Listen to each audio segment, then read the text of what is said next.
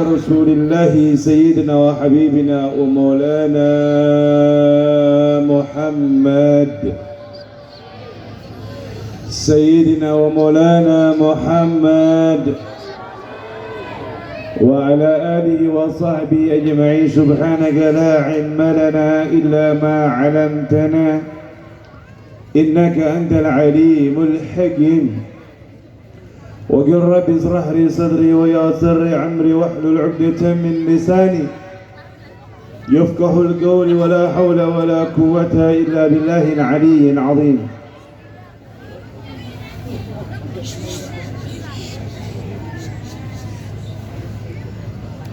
اللهم صل وسلم على سيدنا محمد صلاة تكون لكل عسر يسرا ولكل داء دواء ولكل سقام الشفاء وعلى آله وصحبه وسلم. أما بعد.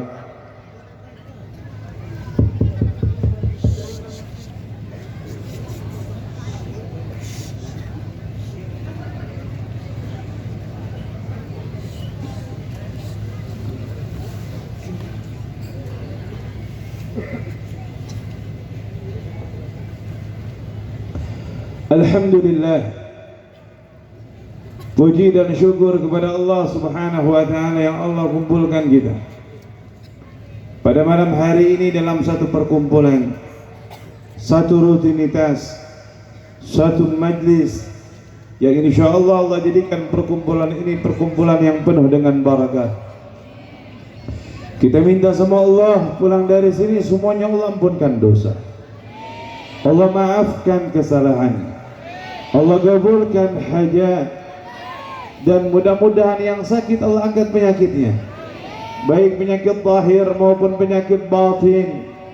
Dan minta sama Allah, Allah berikan rezeki yang banyak sebanyak-banyaknya, lebar selebar-lebarnya, subur sesubur-suburnya, makmur semakmur-makmurnya, sehingga kita tidak dipusingkan oleh urusan dunia dan difokuskan untuk urusan akhirat.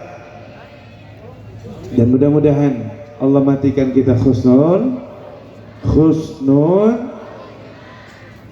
salawat serta salam tercurahkan, terhaturkan kepada kekasih, idola, panutan baginda Nabi Muhammad sallallahu alaihi wa ala alihi wa sahbihi wasallam, yang mudah-mudahan kita semua yang berkumpul nih hari memperingati 1 Muharram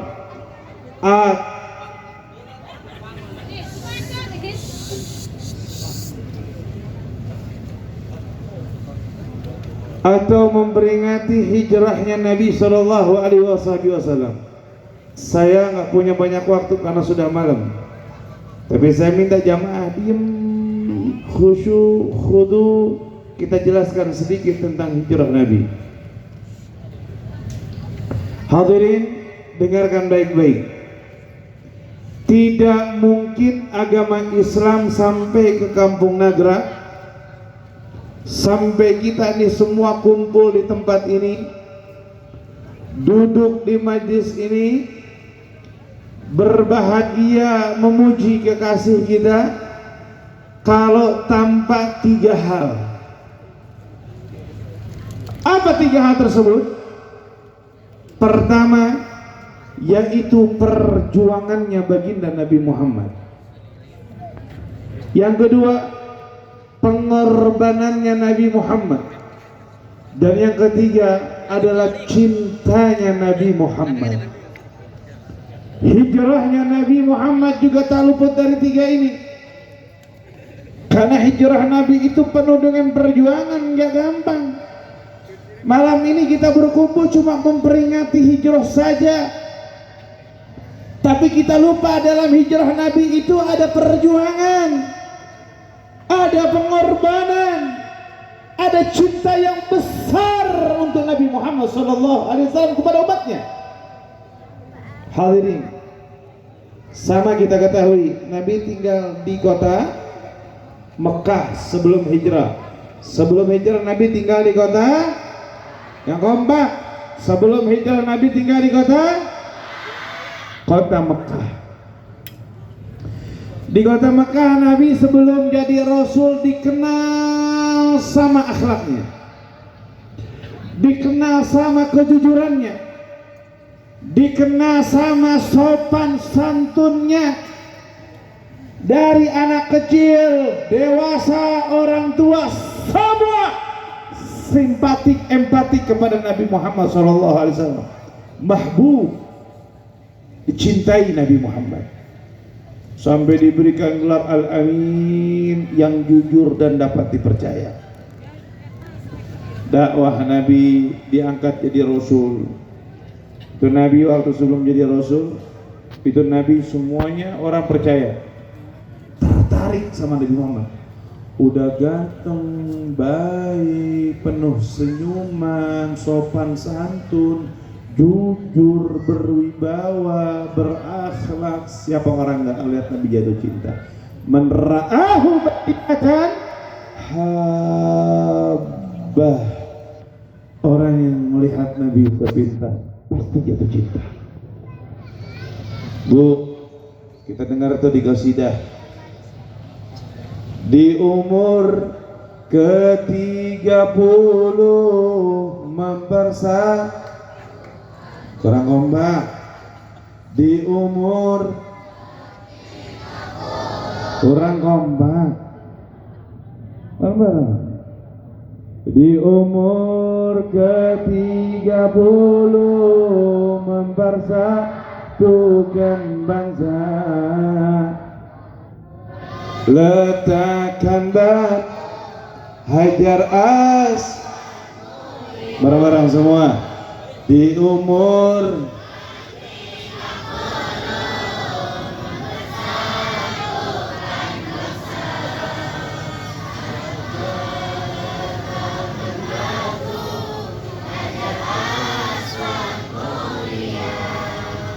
inilah kisah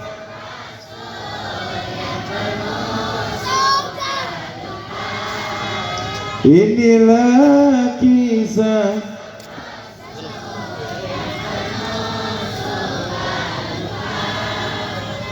penuh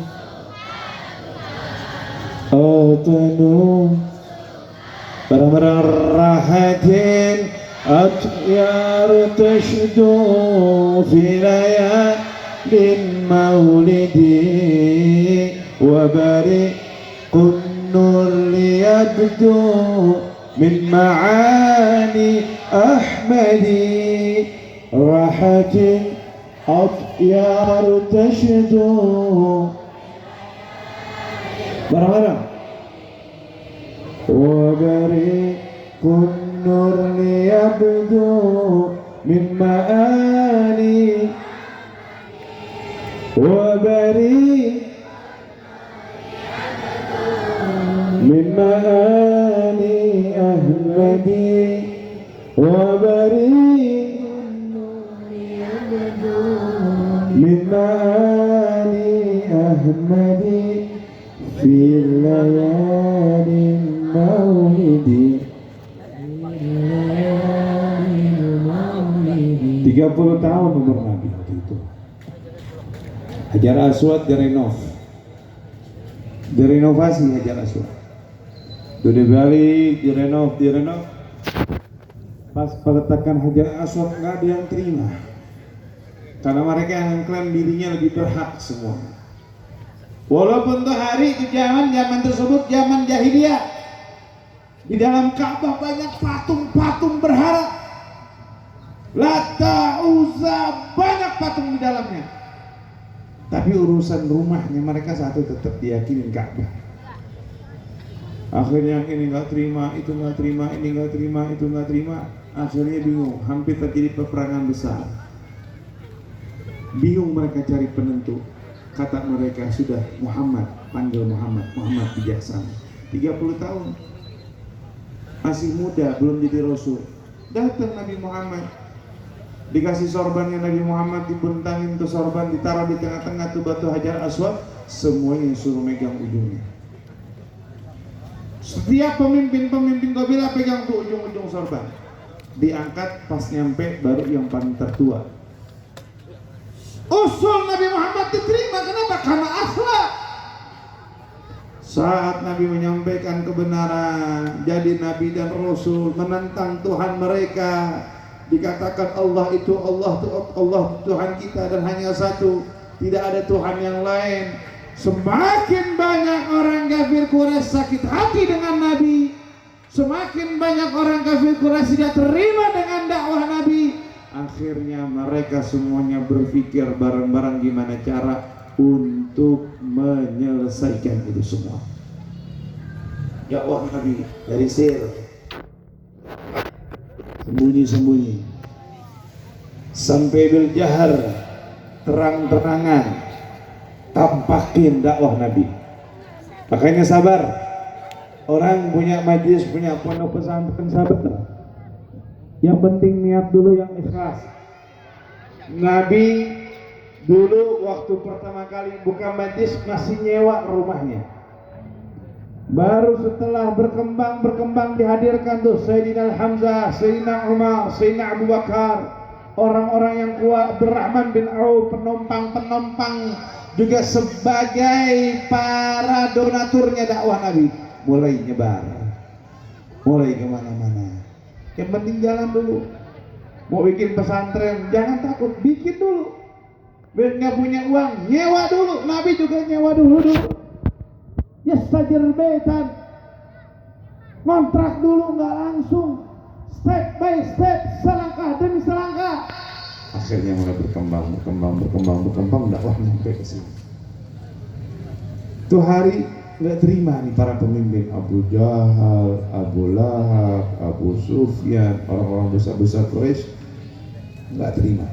Dia mikir gimana caranya nih menyelesaikan masalah. Ngumpullah di rumah namanya Baitun Nadwa atau Darun Nadwa, tempat musyawarah. Ngumpul semua. Yang satu bilang, kita usir Muhammad. Muhammad kalau dibiarin di Mekah makin jadi. Akhirnya kita bakal tersingkirkan kalau banyak orang itu cinta dengan Muhammad. Keluar usul tuh, dipatahin lagi. Jangan. Kalau kita usir Muhammad, nanti orang-orang dia pindah, dia bakal jatuh hati sama Muhammad. Akhirnya kalau dia jatuh hati, dia bikin satu komunitas lagi, satu kekuatan, dia balik ke Mekah, kita dihancurin sama Muhammad. Patah lagi niat Mesir. Udah kasih aja Muhammad perempuan sebanyak-banyaknya. Dia mau harta, kasih harta. Dia mau unta, kasih unta. Kasih apapun yang dia mau. Nyeletuk lagi. Muhammad gak tergila-gila dengan harta, apalagi perempuan. Bingung lagi. Sudah kita jadikan Muhammad sebagai pemimpin kita. Nyeletuk lagi. Muhammad gak kira jabatan. Bingung semua. Ada lagi yang nyeletuk. Ya udah kita bunuh Muhammad. Kita bikin perencanaan bagaimana cara membunuh Muhammad biar gak ketahuan. Bingung mereka. A salah, B salah, C salah, D salah. Akhirnya kata orang yang bilang kalau kita bunuh Muhammad mati, akan terjadi perang Qabilah, karena Qabilah Bani Abdul Muthalib gak akan terima. Akan terjadi perang terus menerus. Datang orang tua pakai tongkat, dia bilang ya sudah, kamu punya rencana A gagal, rencana B gagal, rencana D gagal. Gimana kalau kita panggil setiap Qabilah, setiap satu tempat satu premannya, setiap satu tempat satu anak muda yang gagal, satu premannya, keluarkan semuanya. Kalau nanti Muhammad keluar, hunus dengan pedang bersama-sama dan bunuh saat tersebut Muhammad secara berbarengan. Maka niscaya Qabilah Bani Abdul Muthalib tidak akan pernah bisa membalas jasa atau membalas siapa yang akan membunuh Muhammad tersebut. Ini usul dari orang tua diterima. Yang ngasih usul namanya iblis, menyerupai manusia. Diterima rapat bagaimana cara membunuh Muhammad. Sampai di waktu tempat, rumah Nabi dengerin, ibu, ini panggung sama rumah Nabi gedean panggung. Ini panggung sama rumah Nabi gedean panggung. Ini panggung sama rumah Nabi tingginya gedean, ini panggung juga. Rumah Nabi kecil, kasur pelepah kurma, Dapur, ruang tamu yang nyambung ke dalam dapur tersebut kecil, nggak gede. Tuh yang kecil-kecil berenyit jangan ngomong. Sekali lagi berenyit ngomong saya tutup nanti pengajiannya. Tuh, jangan dia ngobrol. Sekali lagi ngobrol saya tutup pengajiannya nanti. Karena lagi ceritain Nabi, takut kurang ajar sama Nabi. Akhirnya apa? Dieksekusi. Tuh rumah Nabi dikepung, dikelilingin semuanya. Semua udah kelilingin rumah Nabi Muhammad SAW. Dia bawa pedang yang sangat luar biasa tajamnya. Dia bawa yang namanya segala macam alat untuk bunuh Nabi. Tuh hari Nabi memanggil Sayyidina Ali bin Abi Thalib, anak muda masih belasan tahun, cikal bakal mantu Nabi. Dipanggil sama Nabi Muhammad SAW, suruh ganti di tempat tidurnya. Bayangin, gak kayak orang zaman sekarang. Orang dulu kalau dibilang sama Nabi nggak jadi mir. Sam'an wa ta'atan li syekh, mendengar perintah guru tanpa ditakwil. Maka dari saya bilang 3 hal ini menjadi asas hijrahnya Nabi Muhammad. Pengorbanan yang sangat luar biasa. Ketika Nabi SAW mengatakan, wahai Ali, sudikah kau tidur di tempat tidurku? Apa jawaban Sayyidina Ali? Marhaba ya Rasulullah. Baik wahai Nabi Muhammad. Tidur Nabi Muhammad, dikasih sorban selimutnya Nabi Muhammad. Nabi intip, udah penuh. Turun malaikat Jibril. Ini orang gagah-gagah, Nabi sendirian.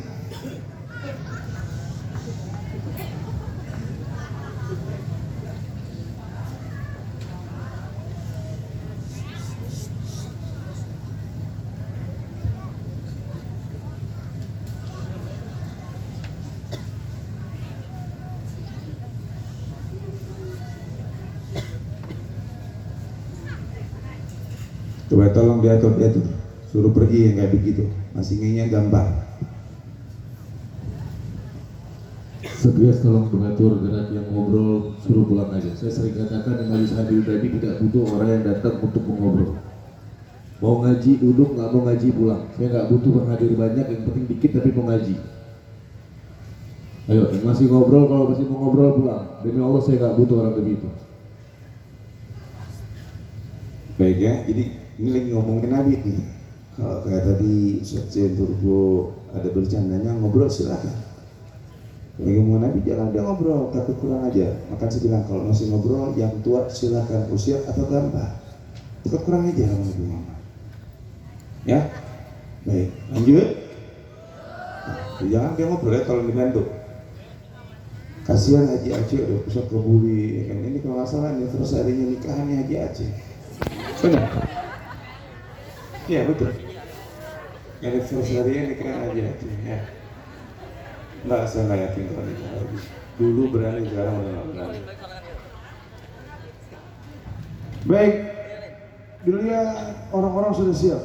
Bawa pedang, diintip di Muhammad, turun malaikat Jibril. Ya Rasulullah. Rumah Nabi itu bawahnya pasir. Jadi sederhana, nggak banyak, nggak bukan keramik, behel, hebel, granit atau apa, nggak, biasa saja. Kata mereka dibiangnya pasir wahai Rasulullah, taburkan di atas mereka. Sambil membacakan waja'alna min baini aidihim saddan wa min khalfihim saddan faghshayna fahum la taburin mereka tidur semuanya kayak orang yang nggak sadar. Tertidur mereka semuanya. Saat tersebut Nabi keluar ke rumahnya Sayyidina Abu Bakar. Lihat pengorbanan itu, ya, perjuangan. Sampai di rumah Sayyidina Abu Bakar, Rasulullah kedar rumah Sayyidina Abu Bakar katakan, as-suhba ya Abu Bakrin, wahai Abu Bakar, telah turun perintah kepadaku untuk hijrah. Ingat, Sayyidina Abu Bakar itu setiap hari doa nangis sama Allah, ya Allah jadikan Abu Bakar yang menemani Nabi Muhammad dalam hijrahnya. Yang lain sudah berangkat semua. Ini orang-orang yang berani-berani sudah berangkat. Sayyidina Umar sudah berangkat, Sayyidina Hamzah sudah berangkat, sahabat-sahabat yang berani sudah berangkat semua. Tinggal yang lemah-lemah, yang sehari-harinya itu senyum dan menangis. Sayyidina Abu Bakar, yang berangkat Sayyidina Ali masih muda, berangkat semuanya. Sampai rumah Sayyidina Abu Bakar, "Subhaya Abu Bakrin, aku minta kau menemani ku Abu Bakar." Nangis Sayyidina Abu Bakar, senang, bahagia, senang, gembira. Hadirin, berangkat Sayyidina Abu Bakar sama Rasulullah. Ada yang tahu rumahnya Sayyidina Abu Bakar atau Gua Thur? Sudah ada yang berangkat umroh di sini? Atau sudah berangkat umroh? Mudah-mudahan yang hadir semuanya tanpa terkecuali sebelum meninggal dunia. Ya Allah, Allah berikan nikmat kita untuk semuanya yang hadir bisa berangkat haji dan umrah. Allahumma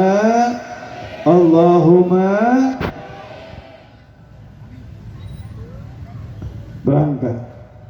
Kalau kalian tahu rumah Nabi, rumah Sayyidina Abu Bakar, rumah Nabi itu nggak terlalu jauh. Tapi rumah Sayyidina Abu Bakar ke Gua Thur itu jauh. Ini Nabi Muhammad ini mikirin para pembesar-pembesar Quraisy, pembesar-pembesar kabilah yang udah siap bunuh, taruhannya nyawa. Berangkat Nabi Muhammad. Tahu Bu, Pak, dengerin, makanya saya bilang saya bakal marah kalau lagi ngejelasin ini ada yang ngobrol. Nabi jinggit jalannya, jinggit, tahu jalan jinggit? Jinggit dari rumah Sayyidina Abu Bakar sampai ke Gua Thur. Gua Thur itu tinggi, guanya itu di tengah-tengah, berada di Jabal Thur. Jabal Thur tidak terlalu, posisi gua tidak terlalu di ujung, tidak pula di tengah, ada di tengah ke atas sedikit. Muter kalau mau naik ke gua tersebut. Dulu belum ada pijakan, belum ada lampu. Nabi lakukan tengah malam sampai ke atas gua tersebut dalam keadaan berjinggit. Kenapa? Karena jalannya biasa, ada tapak tilas bekas kakinya. Orang-orang kafir Quraisy yang udah mau bunuh Nabi bisa lihat jejak tersebut dan dapat mendapatkan Rasulullah dengan mudah dan gampang. Jinggit jalan Nabi Muhammad hadirin. Ini perjuangannya Nabi Muhammad dan pengorbanan. Berangkat di Gua Thur, guanya kecil, ya Allah kecil. Cuma bisa berselonjor, satu ngadep ke sana, satu ngadep ke sana. Waktu mau masuk Nabi Muhammad sama Sayyidina Abu Bakar, kata Sayyidina Abu Bakar, "Sebentar wahai Rasulullah, aku periksa dulu tempatnya, aku periksa dulu keadaannya." Sayyidina Abu Bakar masuk, tuh bawa baju ditutupin. Ada lubang, tutupin. Ada lubang lagi, tutupin. Ada lubang lagi, tuh. Semua lubang ditutupin sama Sayyidina Abu Bakar. Itu lubang-lubang ular sama kalajengking. Kalau sudah matok pasti mati. Ular gurun itu beracun, berbisa. Tinggal satu lubang yang belum ditutupin hadirin. Kenapa? Bajunya udah habis.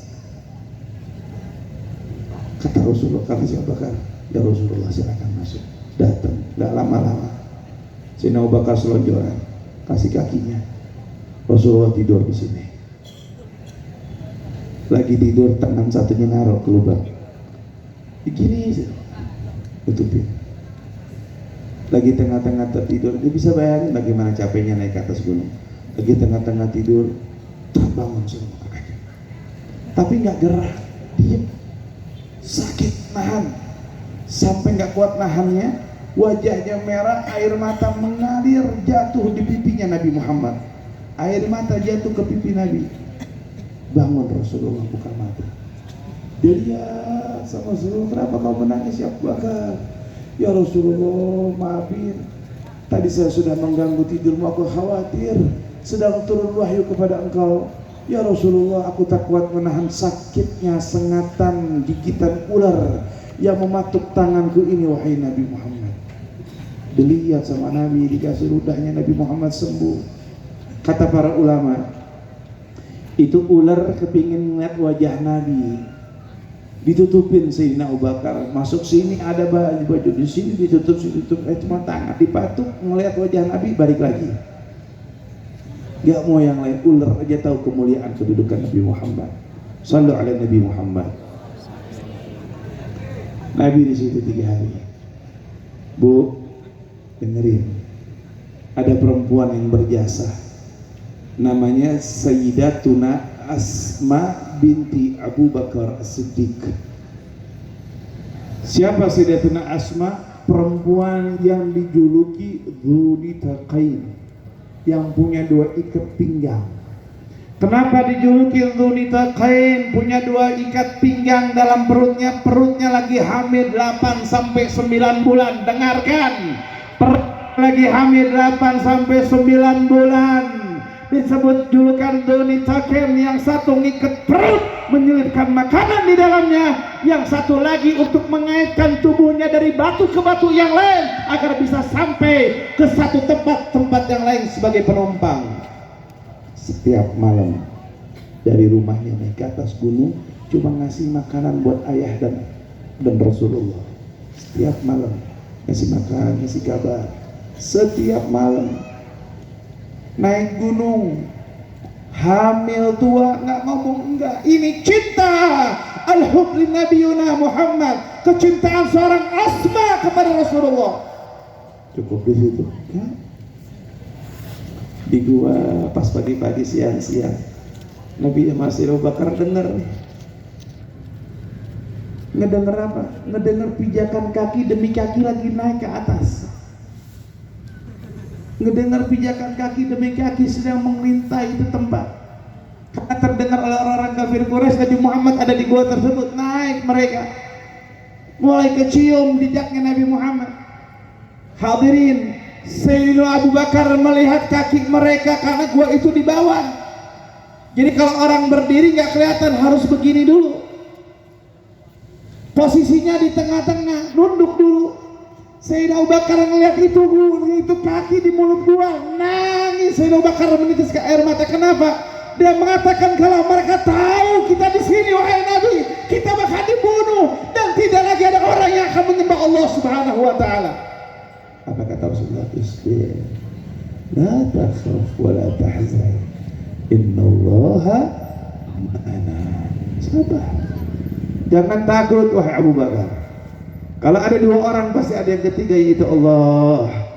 Jangan takut, sesungguhnya Allah bersama kita. Bayangin Bu, 3 hari di gua yang kecil.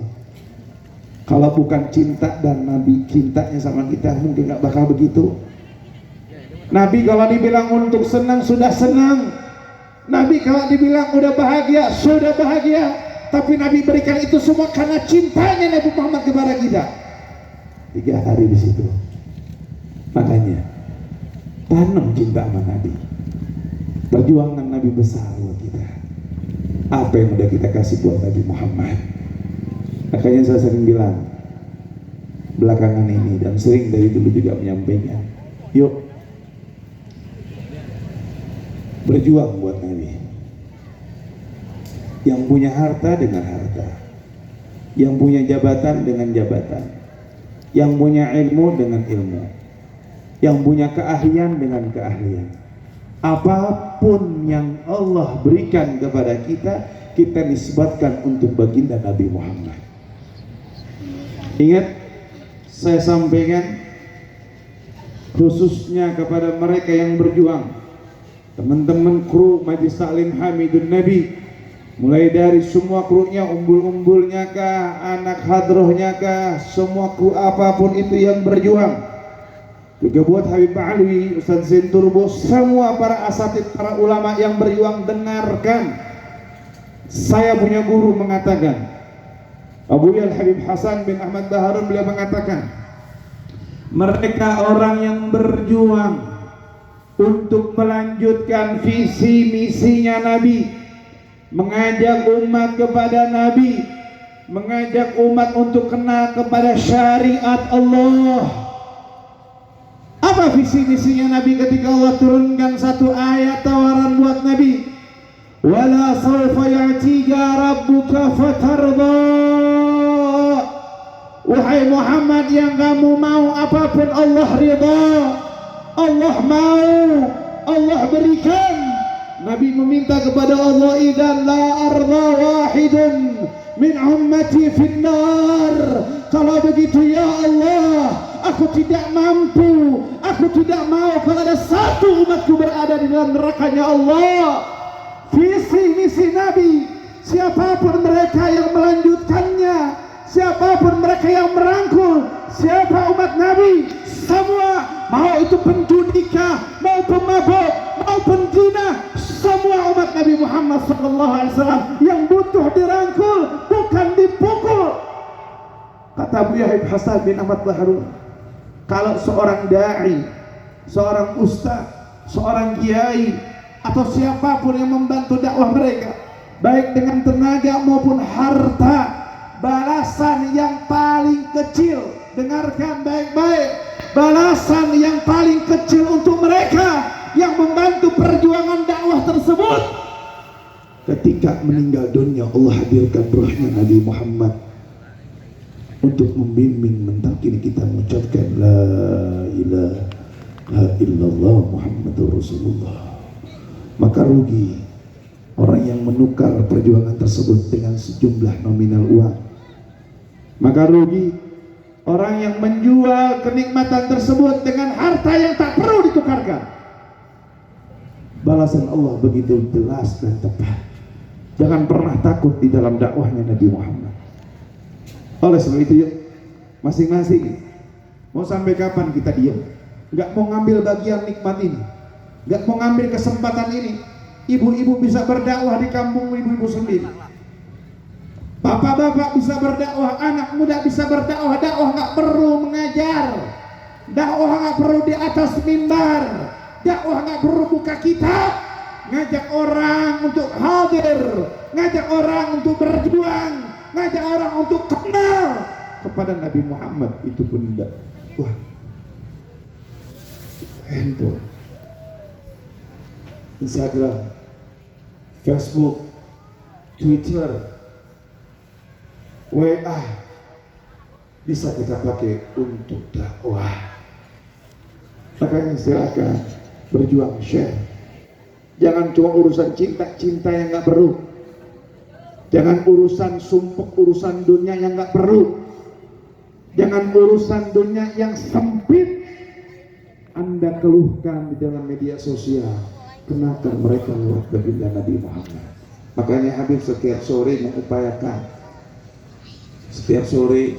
mengupayakan untuk live tanya jawab terkait tentang Nabi, share, menjelaskan tentang Rasulullah. Tujuannya apa? Tujuannya biar umat kenal dengan Nabi Muhammad. Cuma lagi-lagi Instagramnya dihack lagi, dibelat lagi. Capek, ya kan? Ayo sama-sama, ya kan? Akhirnya apa? Nabi SAW 3 hari, saya percepat karena sudah malam. 3 hari itu mulut gua Nabi panggil penunjuk jalan, pengembala. Bu, kalau bukan karena cinta Nabi jalan lurus. Kalau orang pernah berangkat haji atau umrah, turunnya di Jeddah, naik yang namanya bis, 6 jam perjalanan, bisnya cepat. Jadi kita kerasa renungin Nabi jalan dari Mekah ke Madinah. Ini Nabi muter jalannya, nggak lewat jalan biasa. Kenapa? Kalau lewat jalan biasa pasti ketahuan. Muter Nabi Muhammad melipir satu demi satu daerah yang jauh. Orang-orang Madinah yang cintanya udah gak terbendung dengar kabar Nabi sudah berangkat dari Mekah, setiap hari keluar rumah, naik ke atas pohon, naik ke atas sentah mereka, melihat apakah Nabi sudah datang. Belum datang, sore belum datang, balik lagi, besok pagi bangun lihat lagi, balik lagi. Gak lagi kerja, gak lagi ngapa-ngapain, cuma nunggu kedatangan Nabi Muhammad. Kelihatan gak dapat, gak ada. Tiba-tiba datang 2 ekor unta,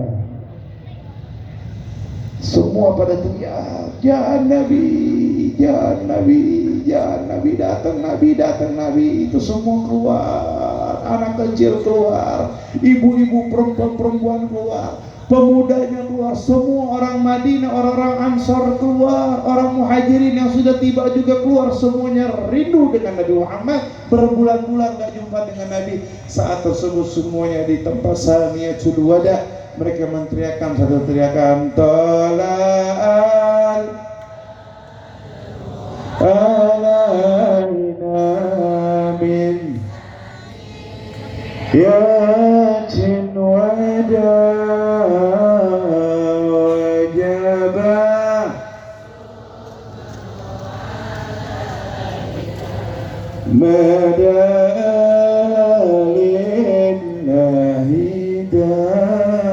Baca bareng-bareng dengan khusyuk, baca bareng-bareng. Kalian berupaya, kalian berupaya bayangin wajah Nabi. Ya Allah, indah wajah Nabi. Bayangin orang Nagrak itu adalah orang-orang yang ada di sana, yang lagi nyambut Nabi Muhammad. Yang ketika mereka rindu dengan Nabi, lihat begitu perjuangan Nabi di tempat tersebut, kita ini orang Nagrak seolah-olah sebagai orang-orang yang menyambut Nabi Muhammad di sana itu aja. Baca bareng-bareng yang khusyuk, jangan sambil ngobrol, jangan sambil ngerokok. Hayati bareng-bareng ya, hayati bareng-bareng sampai nanti baca Mahliyah. Tala'al badru alaina. Baca bareng-bareng sampai berdiri ya. Tilwada wajaba syukru alaina.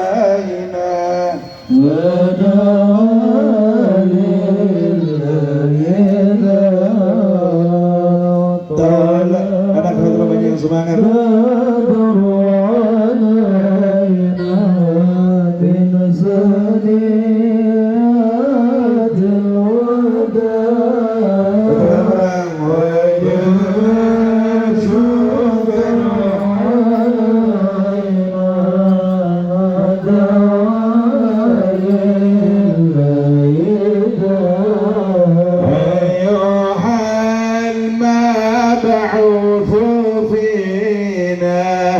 جئت من أمر المطاق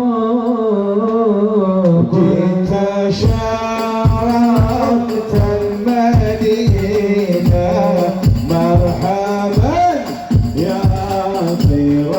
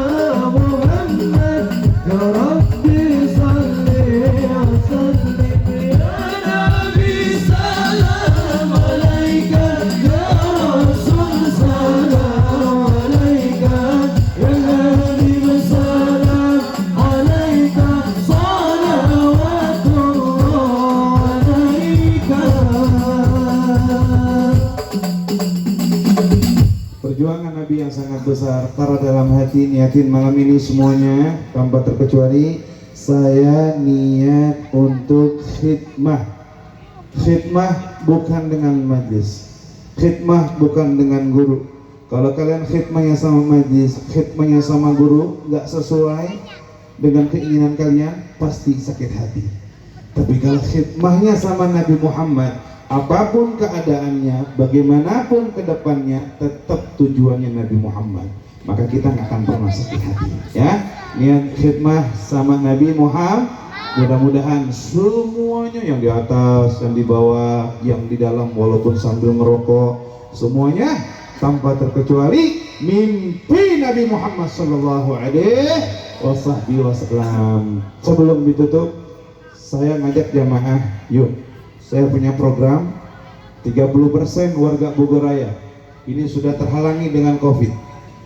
30% warga Bogor Raya bisa duduk bareng-bareng, kumpul sama-sama, ya, baca maulid setahun sekali minimal. Jadi bikin maulid akbar benar-benar besar. 30%. Kalau kota maka Kabupaten Bogor itu jumlah penduduknya hampir 7 juta sekian, hampir 8 juta kurang.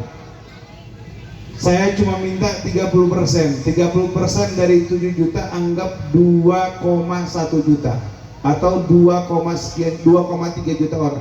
Saya mau tanya, kalau bikin maulid akbar, maulid nih, semuanya ngumpul, yang hadir sekitar 2,3 juta orang, banyak apa sedikit? Banyak apa sedikit? Sedikit. Kenapa? Masih 30%, minoritas dari mayoritas. 30%, nggak banyak, jadi jangan bilang banyak. Artinya apa? Kalau sekarang yang hadir warga Nagrak banyak nih, kelihatannya sedikit. Masih banyak yang tidur apa masih banyak yang datang? Banyak yang di rumah apa yang di sini? Jadi masih banyak tugas kita, PR kita, ya kan? Jadi jangan pikir, ini rame, pengajian, milad rame. Jangan mikir ke situ, masih sedikit. Kenapa? Banyak yang tidak datang daripada yang datang. 30%. Kita duduk bareng-bareng, cari satu tempat yang gede dengan jutaan orang memuji baginda Nabi Muhammad Sallallahu Alaihi Wasallam. Semoga diwujudkan sama Allah sebelum meninggal dunia. Amin Allahumma. Nah, caranya gimana? Nih, punya media sosial nggak? Punya media sosial nggak? Instagram punya? Punya. Baik, yang punya Instagram, yang punya TikTok, sama yang punya YouTube, insya Allah sudah ada semuanya. Yang punya Instagram silakan di follow kembali. Saya yakin banyak yang unfollow secara otomatis. Bukan dia yang unfollow, tapi dia dibikin otomatis unfollow setiap hari. Nanti Habib Ali biar bacain berapa yang unfollow saya di hari ini. Setiap hari, bukan 1-2 orang yang unfollow. Nih Habib Ali biar baca.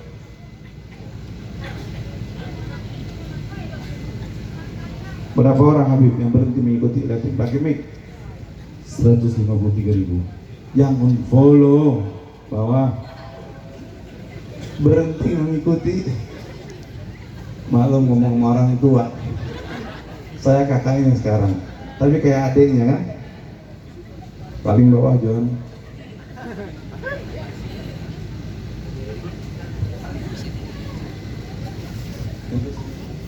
Kalimatnya masih bagus. Katanya masih bagus. Berapa orang? 5 orang.